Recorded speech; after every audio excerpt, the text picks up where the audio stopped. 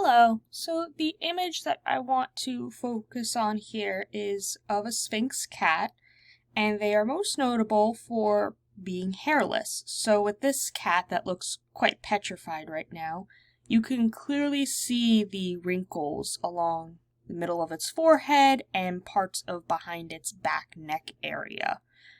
These wrinkles are really noticeable because of course, the cat is bald and it has no hair. If a cat had hair, you wouldn't notice these wrinkles as much.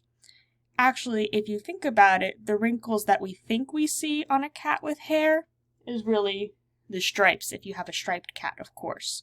So looking at the wrinkles on the Sphynx cat mimics kind of the stripes you would see on a striped cat.